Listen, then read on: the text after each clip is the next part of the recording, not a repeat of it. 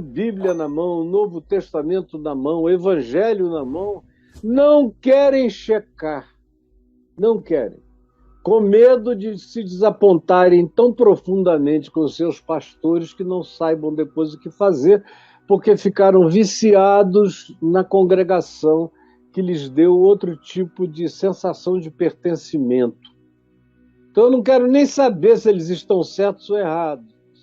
Aqui eu tenho os únicos amigos que eu consegui fazer na vida estão aqui. Então, deixa falarem o que quiserem, tanto faz.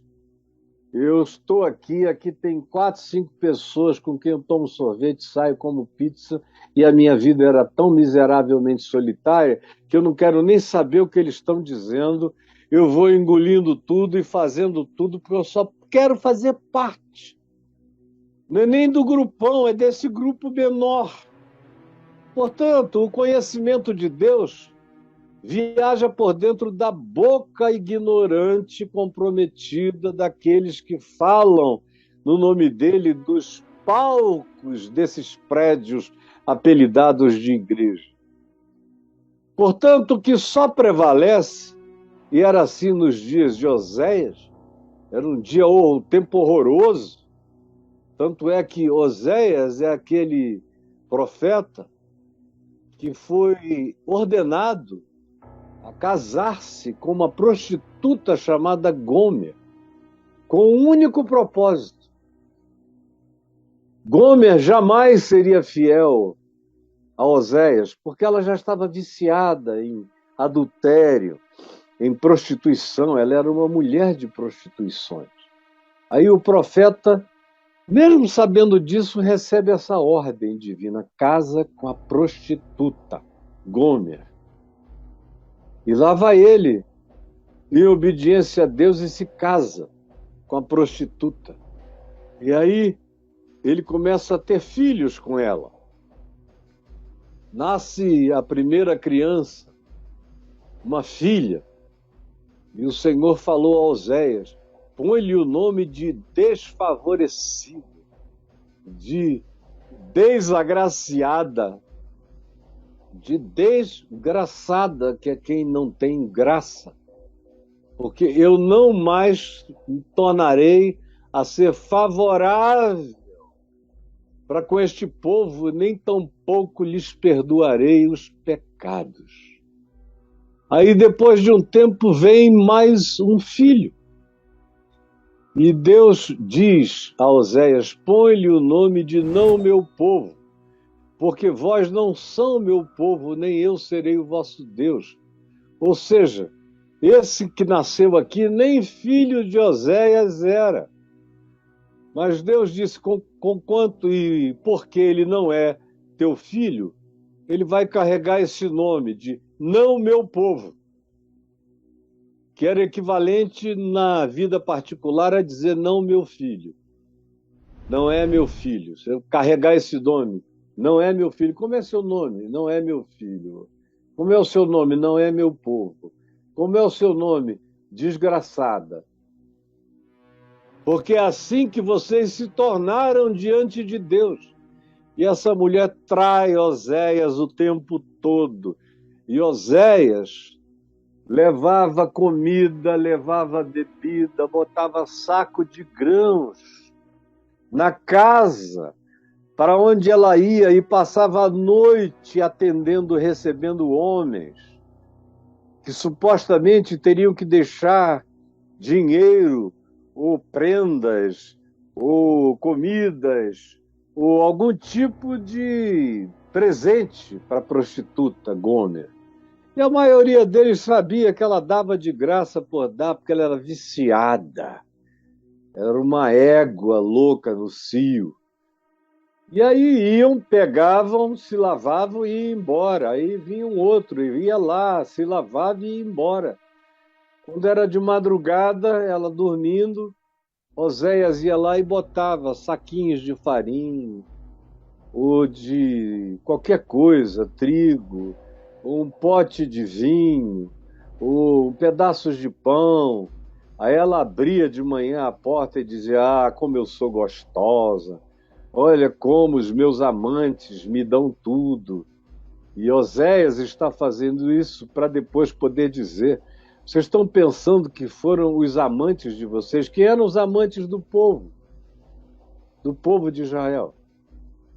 Eram Baal, Astarote, Moloque, deuses sanguinários, que pediam ofertas loucas, pediam sacrifícios hediondos, e eles praticavam, mas se diziam ao mesmo tempo povo de Deus, que frequentavam o templo de Deus, ou que oravam em nome do Deus de Israel, ao mesmo tempo em que faziam tudo quanto era abominável diante de Deus. Assim era aquele povo, assim era a mulher de Oséias, e assim somos nós, nesta geração. Porque esse texto aqui não tem um engessamento que o amarre ao ambiente de Oséias e só ele. Ele é vivo, ele é dinâmico.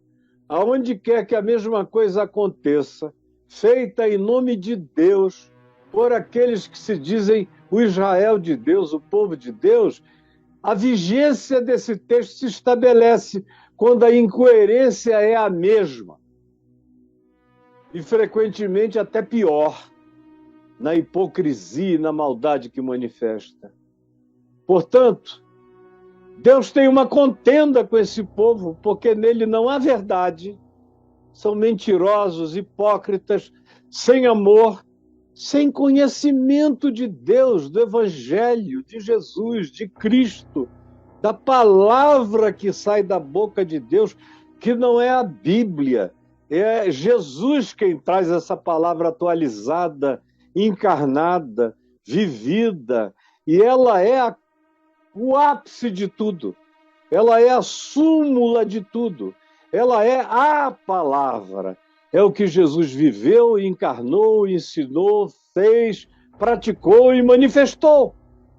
Esse é o verdadeiro conhecimento de Deus, vem daquele que disse: eu e o Pai somos um, quem me vê a mim vê o Pai.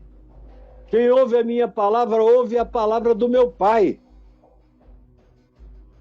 Mas, ao contrário disso, preste atenção, por favor, prestem atenção. Ao contrário disso, o que só prevalece é perjurar, jurar e mentir. E as pessoas juram por Deus, pela Bíblia, pelo pai, pela mãe, pelos filhos, pelos netos, são os descarados. E mentem, perjuram. É isso que prevalece, é o perjúrio institucional, a mentira. Portanto, mentem, é uma das marcas dessa geração. Matam muito, matam demais. Eu estava vendo as estatísticas agora, depois da pandemia, nunca se matou tanto e se assaltou tanto. Foi uma explosão nos últimos meses de violência.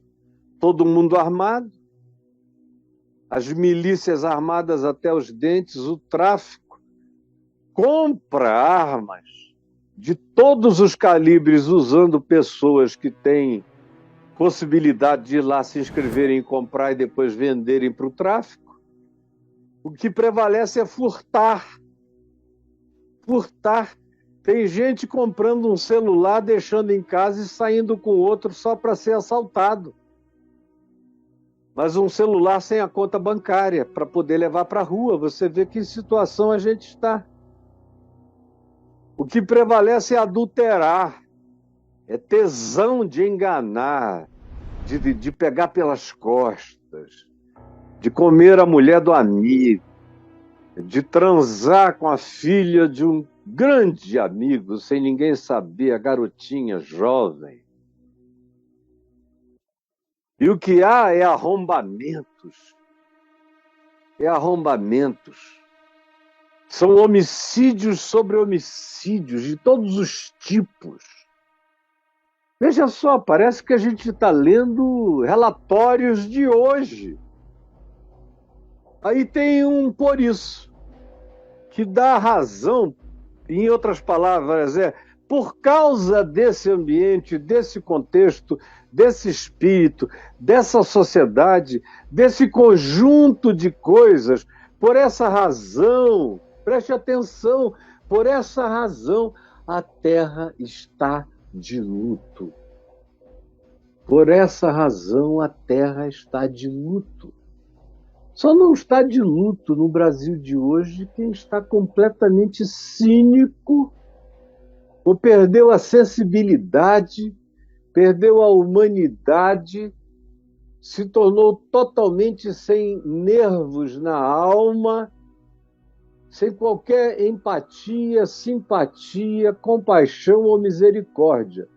Somente esses seres empedernidos, cujos corações se empedraram como esse aqui, é que não estão de luto. Todo mundo que é gente ainda está de luto. E todo que mora no meio desse povo, no meio dessa cidade que assiste tudo isso, desfalece. Desfalece de desânimo, de desesperança, olha em volta e diz, meu Deus, isso aqui não tem jeito. Por que vocês acham que tanta gente já foi embora daqui? E se houvesse uma reincidência da mesma governança que nós tivemos nos últimos anos, uma outra quantidade imensa de pessoas iriam embora daqui também.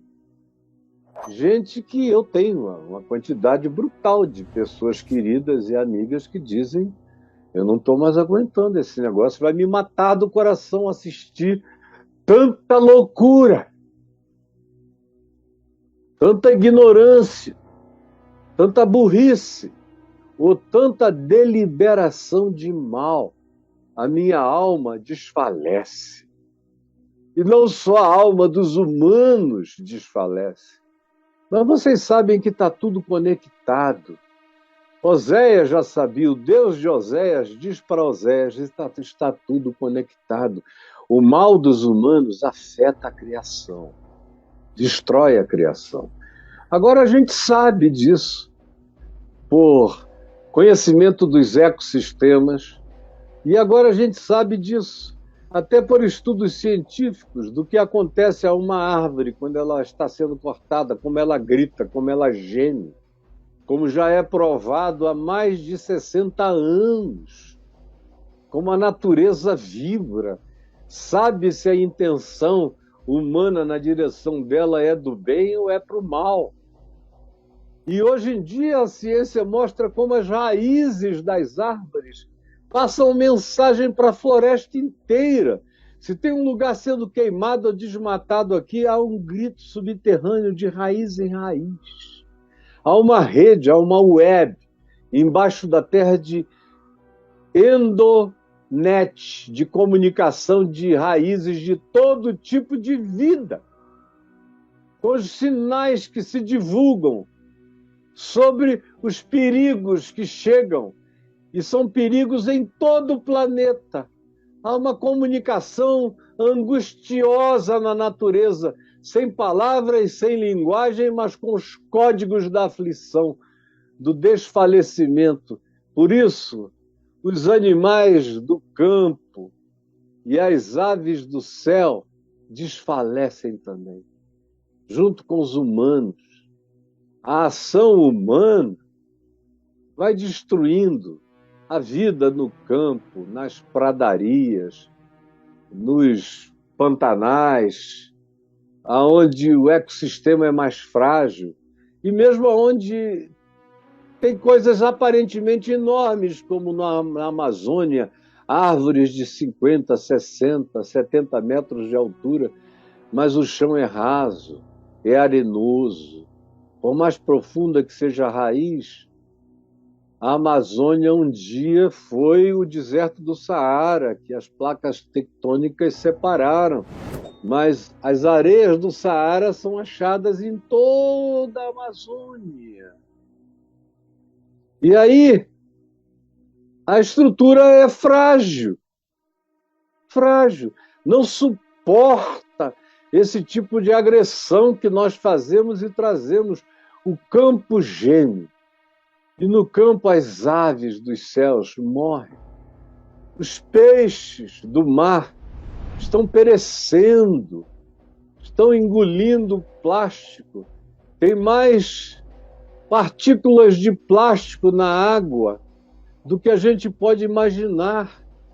Tem baleias que são comedoras de plânctons, engolindo mais células de plástico do que plânctons. Como a gente vê toda hora animais morrendo aos montes, porque o homem está num estado de contenda contra Deus, contra o próximo e contra a vida. Até os peixes do mar perecem. Até o outro mundo, que não é terreno imediato, não suporta a nossa intervenção.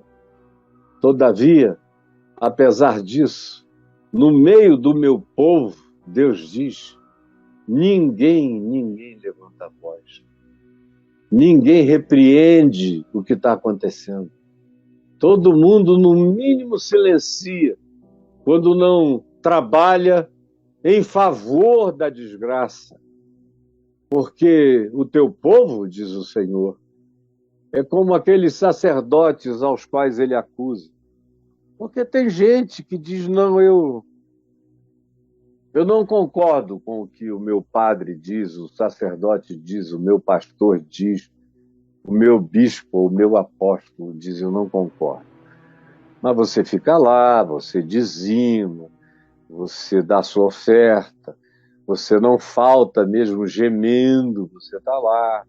Você é contado entre os aderentes, você é vendido como uma cabeça de gado no mercado eleitoral que prevalece num tempo como o nosso. E em todos os tempos de eleição, o povo evangélico sempre foi apenas um curral para leilão de votos, só isso. Portanto, vocês também, que não são líderes, se tornam culpados, é o que Deus diz, o meu povo. As pessoas mais simples, os atendentes, estão sendo destruídos porque lhe falta conhecimento. É por isso que ele diz no verso 4, ninguém contenda, ninguém repreenda, porque o teu povo é como os sacerdotes aos quais acusa. Eles dizem, não está certo, mas continuam lá. Não está certo, mas continuam dizimando, ajudando, frequentando e sendo incluídos na conta numérica dos votos a serem trocados por dinheiro ou privilégio. Por isso, por essa razão, por esse silêncio, por essa falta de profecia, tropeçarás de dia, e o profeta contigo tropeçará à noite. Você vai cometer erros óbvios. Ou seja, tropeçar de dia é tropeçar de maneira inimaginável. É cometer aquilo que ninguém comete quando enxerga, quando tem luz. Mas esse povo parece que é cego. De dia ele tropeça. E aquele a quem ele chama de meu líder, de meu profeta, à noite tropeça nas coisas que gosta de tropeçar. Aí vem aqui uma palavra violenta e diz, destruirei, portanto, assim, a tua mãe, a raiz de onde tudo isso provém. Vai ter que ser eliminada a fonte, o útero dessa perversão vai ter que ser lacrado, porque o meu povo está sendo destruído, mais uma vez, destruído, acabado. O que você chama de igreja já foi infinitamente melhor do que essa coisa, essa milícia religiosa que foi formada. O meu povo está sendo destruído porque lhe falta conhecimento do Evangelho, da palavra, porque isso foi calado e silenciado, porque Jesus foi emudecido no meio da congregação, no meio de todos esses grupos, porque tu, fala ele aos líderes, aos sacerdotes, aos pastores, aos falsos profetas, que tomam o lugar de homens de Deus, porque tu que assim és e que assim lideras, rejeitaste o conhecimento, como muitos me disseram, Caio, tudo que você ensina está certo, mas não dá certo, a gente precisa de grana, de poder. Rejeitaste o conhecimento. Tem um monte de gente fazendo tudo isso e que sabe qual é a verdade, mas quer lucrar, como disse Paulo, usam a aparência da piedade, como disse Paulo, como fonte de lucro. Sim, porque tu, líder, rejeitaste o conhecimento do Evangelho, da palavra, e porque tu rejeitaste o que tu sabias, também eu te rejeitarei. Eu te rejeitarei, para que não sejas sacerdote diante de mim. Você pode ser aí para o seu pessoal, a quem você engana, que é esse povo ignorante, mas para mim você não existe. Você é um daqueles para quem eu direi, eu nunca te conheci, eu nunca te vi mais gordo nem mais magro. Sai daqui, a porta não se abrirá para você. Sacerdote corrupto, falso profeta, mentiroso em nome de Deus, porque tu rejeitas o Evangelho, não haverá boa nova para você. E tu não serás nada diante de mim. Tu és apenas um enganador de gente, mas diante de mim tu és um flagrante bárbaro, horroroso. Tu és uma perversão asquerosa, visto que te esqueceste do meu mandamento, visto que lacraste, fechaste, selaste o Evangelho, também eu me esquecerei dos teus filhos, me esquecerei de ti, me esquecerei do que tu fazes. Esquecerei de quem tu representas e dizes ser. Eu só levarei em consideração, de fato, o que tu praticas, o que tu fazes, o que tu realizas e o que tu ensinas. É isso que eu levo em consideração e é isso que eu trago justamente como consequência contra ti. Quanto mais esses ou estes se multiplicaram, quanto mais esse povo que se diz meu vai crescendo, vai inchando, tanto mais contra mim pecam. Quanto mais eles dizem que estão bem porque estão crescendo. Eu dei uma entrevista outro dia para a revista Veja, cujo título que eles puseram foi Igreja Evangélica em Crise. Aí o Silas Malafaia ficou louco, se levantou e disse: o Caio é um cachorro morto, a igreja evangélica não está em crise, nunca cresceu tanto. Aí o repórter veio me perguntar, e eu falei: olha, eu sou tão cachorro morto que eu dou uma entrevista e ele fica louquinho.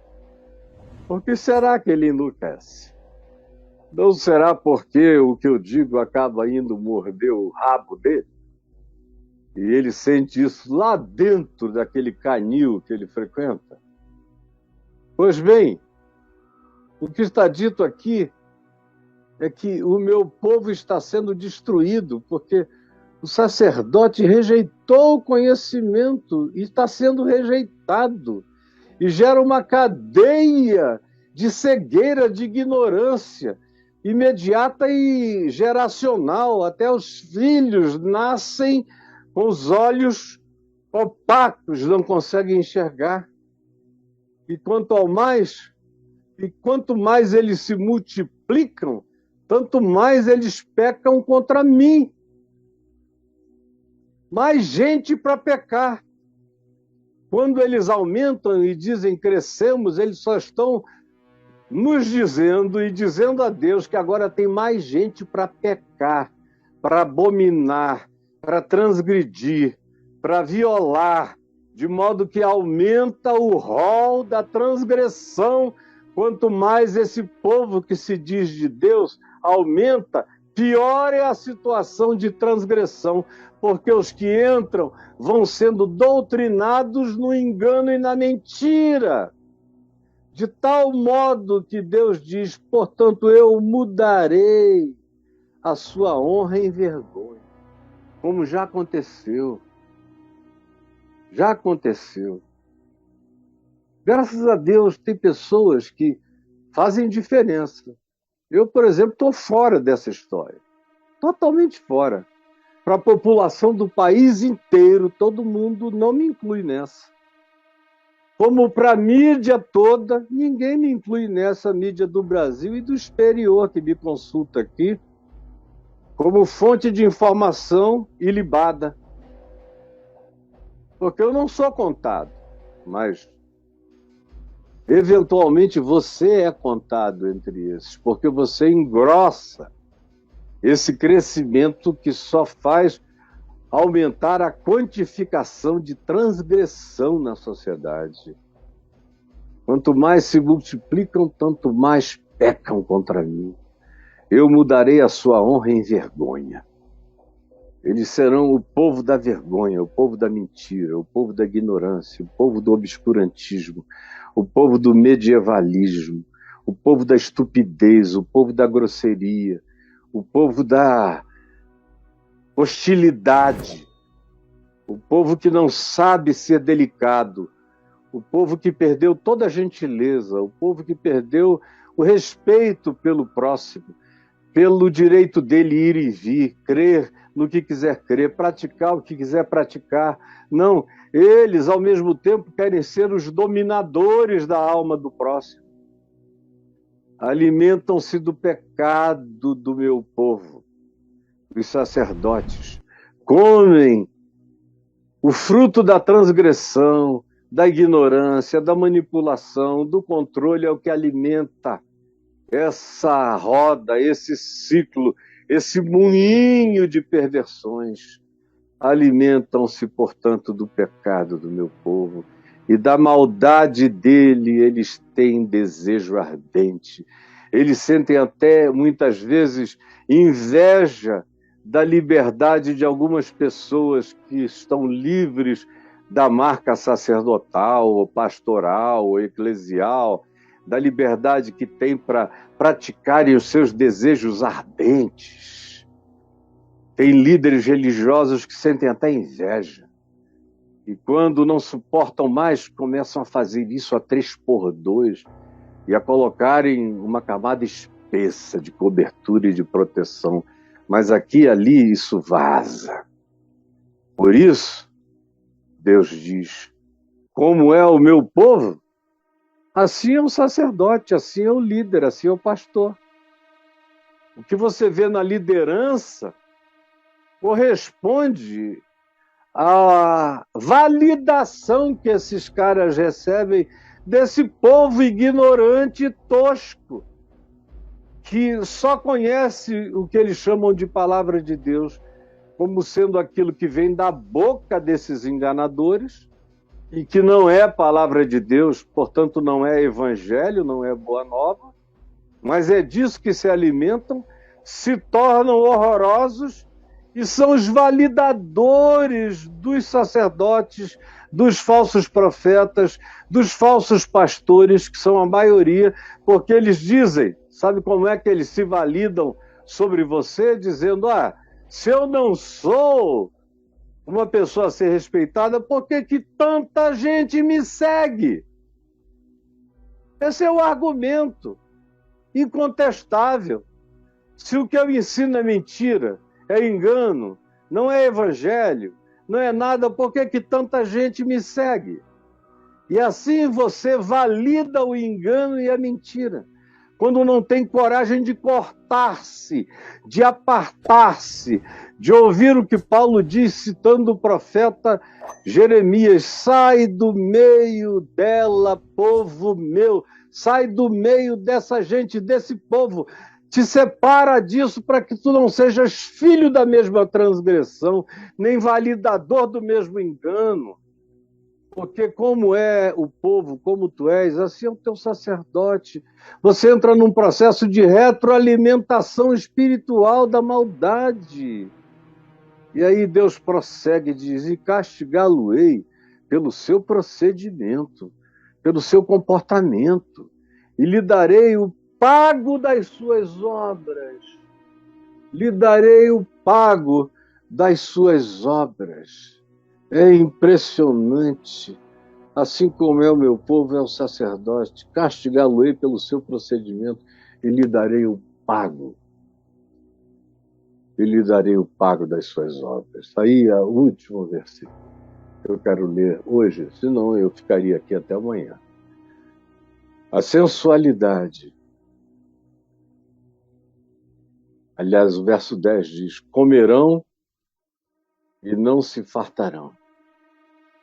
É por isso que a gente vê no meio desse povo que não frequenta, não falta culto, não falta missa, não falta nada, vai a tudo, marcha para Jesus, vai a eventos, grita, levanta a mão e busca e diz, mas não acontece nada.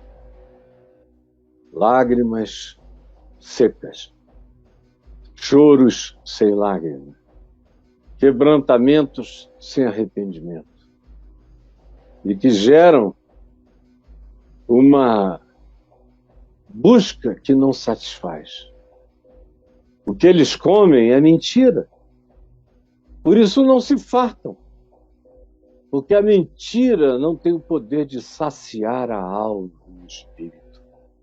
Só a verdade de Deus vem a saciar minha alma, meu espírito. Mas vocês se alimentam, vocês comem mentira, engano. É como quem come lixo, babugem. É como quem mete a cabeça no cestão de comida podre, assim vocês estão. E nem notam. Perderam o olfato, perderam a sensibilidade. O que vocês sentem é que comem, mas não se satisfazem, não se realizam, não se planificam, não se tornam felizes, não têm paz. Portanto, entregar-se-ão nessa busca, como buscam em Deus, buscam, e Deus não lhes enche o coração, vão ficando cínicos, insensíveis, e aí se entregam à sensualidade, ganham um argumento. Eu busco a Deus e Ele não me felicita. Então eu vou tentar dar meu jeito, e a sensualidade é o mais óbvio meio. Vou tentar me satisfazer pelo excesso de emoções sensuais, pela sensualização, pela sexualização de tudo.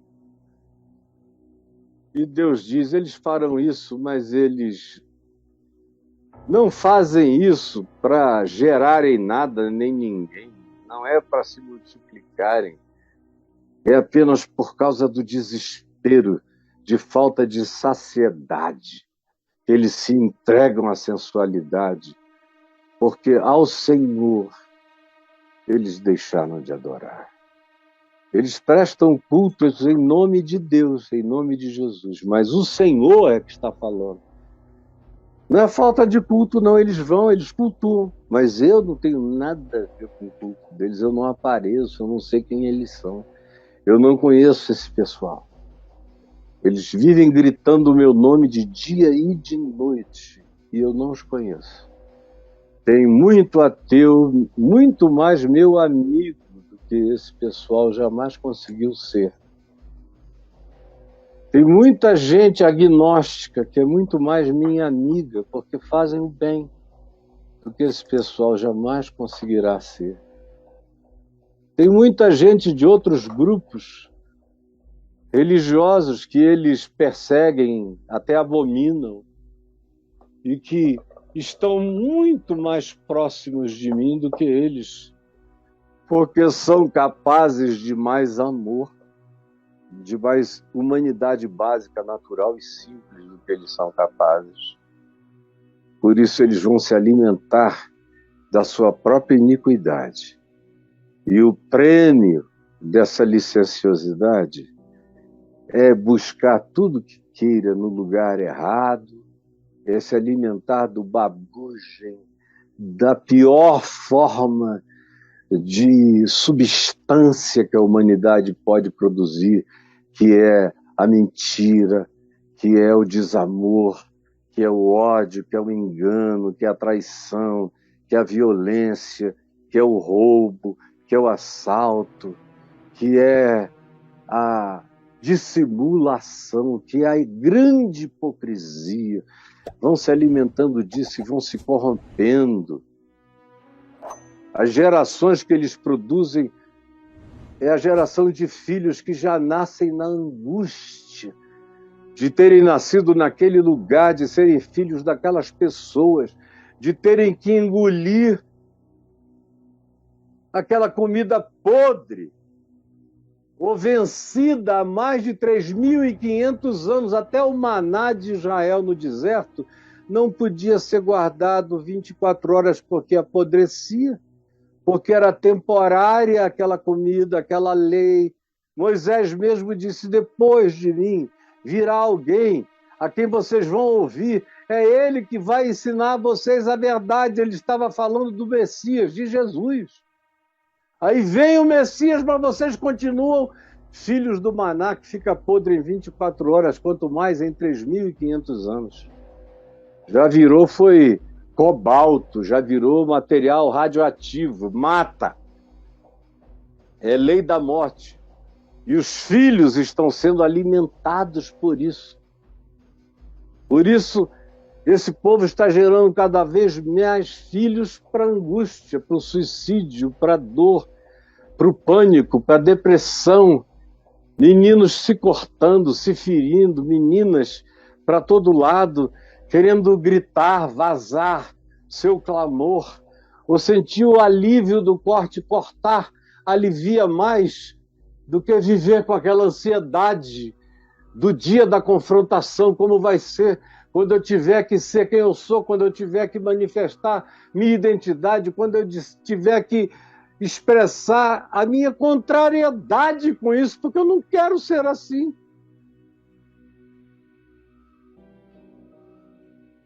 Jesus, eu não preciso dizer mais nada, eu já falei demais. Eu te peço que tu abras os entendimentos, porque ninguém quer ouvir essa palavra. Eu sei que ela dá coceira nos ouvidos, que ela incomoda, que tem gente que sai e diz: eu não volto mais aqui, que não sabe o que dizer, só pode dizer: eu não gostei, mas não consegue convencer ninguém de que eu não falo a verdade de Deus. Mas é contra a verdade que eles se levantam, porque se viciaram no engano. Só o Espírito Santo pode dissolver o empedramento que cresceu nos corações, nas mentes rochosas, que perderam a maleabilidade, a plasticidade mutante. Por favor, só graça e misericórdia para abrir o entendimento de muitos. Eu te imploro que assim seja, em nome de Jesus. Amém e amém.